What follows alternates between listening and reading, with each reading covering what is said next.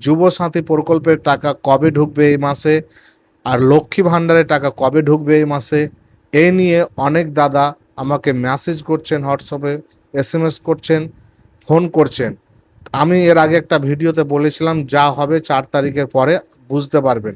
সেই জন্য আজকেই দেখছি সকাল থেকে অনেকে মেসেজ করছে আসলে কি আমাদের আর যুব সাথীর টাকা ঢুকবে না।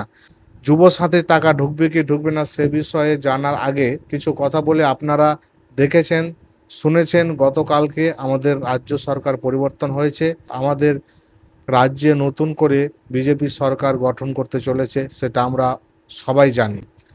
তো নতুন বিজেপি সরকার আসার আগে আমাদের কিছু প্রতিশ্রুতি দিয়েছিল।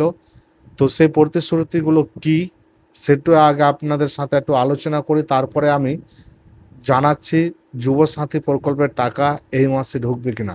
অনেকগুলো প্রতিশ্রুতি দিয়েছে, তার মধ্যে লেখা আছে নিম্ন মধ্যবিত্ত মহিলাদের মাসিক 3,000 টাকা, যেটা আমাদের একসময় প্রাক্তন মুখ্যমন্ত্রী মমতা ব্যানার্জি প্রত্যেক মাসে লক্ষ্মী ভাণ্ডার দিত 1,500 টাকা করে।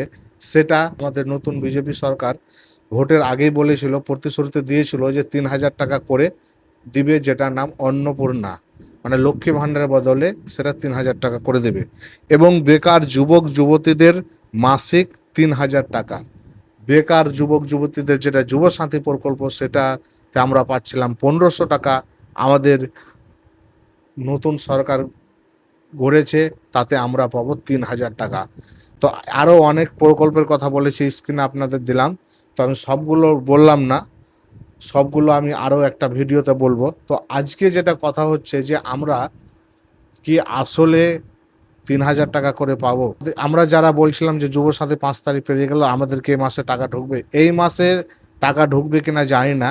তবে সরকার গঠন হবে, নতুন মুখ্যমন্ত্রী হবে, তারপরে সবাই আলাদা আলাদা পদ পাবে, সবাই একটা নিজ নিজ দায়িত্ব পাবে, সব কিছু একটা সিস্টেম আছে। সেই সিস্টেমগুলো ঠিকঠাক হতে আমাদের সময় লাগবে। তারপরে যে প্রকল্পগুলো আমাদের যে বিজেপি সরকার প্রতিশ্রুতি দিয়েছিল সেগুলো তখন ধীরে ধীরে হয়তো প্রকল্পগুলো চালু হতে পারে। তো আপনারা সকলে রেডি থাকুন, ডকুমেন্টসগুলো রেডি রাখুন। এই যে প্রতিশ্রুতিগুলো দিয়েছে, আশা করছি আমাদের নতুন সরকার সেগুলো চালু করবে। আর যুব সাথীর বদলে 3,000 টাকা করে মাসিক বেকারদের দিবে, এটা আশ্বাস দিয়েছে। প্রতিদিন পত্রিকায় একটা খবর বেরিয়েছে যে বিজেপির ইস্তাহার নামে। তো এই ইস্তেহারে অনেকগুলো প্রতিশ্রুতির কথা লেখা আছে। তার মধ্যে আমাদের যেটা জানার বেশি বিষয় ছিল যে যুব সাথী প্রকল্প। তো এই যুব সাথী প্রকল্প নিয়ে যেটা আছে, বেকার যুবক যুবতীদের মাসিক 3,000 টাকা দিবে বলে ঘোষণা করেছে।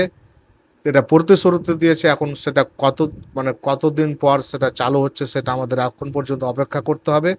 তবে যুব সাথী প্রকল্প নিয়ে এখন আমি কাছে কোনো আপডেট নেই, যেহেতু আমাদের সরকার পরিবর্তন হচ্ছে, তার জন্য আমাদের অপেক্ষা করতে হবে নতুন যে বেকারদের জন্য 3,000 টাকা করে মাসিক ভাতা চালু করবে সেটার জন্য। তো সকলে ভালো থাকুন, ভিডিওটি শেয়ার করে সবার মাঝে ছড়িয়ে দিন।